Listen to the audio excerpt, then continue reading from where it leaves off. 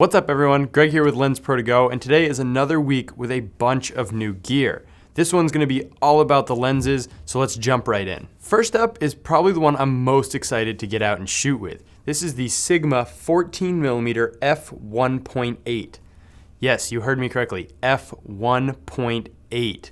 This is a world first for an ultra wide angle like the 14mm. And because of that super fast aperture, this thing is absolutely massive. It is quite a bit bigger than the Canon 14L, but optically, I think it's gonna perform quite a bit better. It also has a giant front element like you can see here, and because of this, you can't do any screw-on filters, so you're gonna have to figure out either a matte box setup or some sort of clip-on to the outside of this integrated hood. It's also designed for full-frame cameras, and we're gonna be carrying it in either Nikon or Canon mount, so if you're shooting like 5D or 1DX, or if you're shooting D810 or D5, it will work with those cameras. The next lens I'm gonna talk about is the other one from Sigma, and this is a 24-70 f2.8.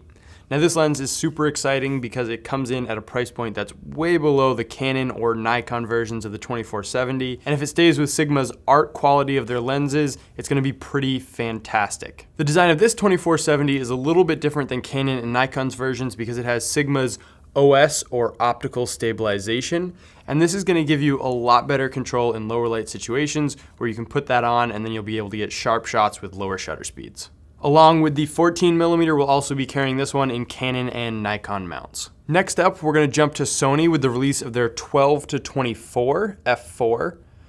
This lens is pretty interesting. It's their widest lens yet that's designed for full frame cameras, so either A7 or A9 users will love using this lens. It has an integrated hood just like the 14mm Sigma we just talked about, and because of that, again, you won't be able to use any threaded filters, so you'll either need a matte box or some sort of clip-on to the outside of the hood. Then over to Nikon, they released a new wide angle lens. This is the 28 f1.4. So really just another offering to their 24 and 35mm if you want to get something a little bit in between. And with all Nikon's newer lenses, it has the electromagnetic diaphragm control, so you're going to get a lot more consistency when you're doing higher frame rate shooting. Next up, we picked up two new medium format lenses, the Fujifilm 23mm f4, which on a full frame is going to be about an 18mm equivalent, which is going to be great for landscapes and architecture photography. The next medium format lens we picked up was the 110mm from Fujifilm, and this is going to be the first real good portrait lens for this GFX 50S, as the 110 is about an 87mm full frame equivalent, which is going to be perfect for those portraits. This lens is an f2 and you get some pretty incredible and smooth bokeh out of it, especially being on that medium format size sensor. And the last thing that we picked up is the new SmallHD FOCUS monitor. It comes on this awesome little bracket. The monitor itself is actually 800 nits, which is almost double what the 502 was. It now uses a touchscreen interface instead of the joystick. And then it uses a micro HDMI out to whatever camera you're using, so it's good for like the GH4, A7, DSLRs, that kind of camera.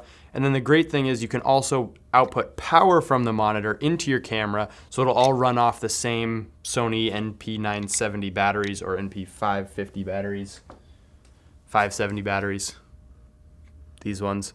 If you want to see any more information on any of the lenses that I talked about or the SmallHD monitor, I'm going to put a bunch of links in the description below, so go check that out there.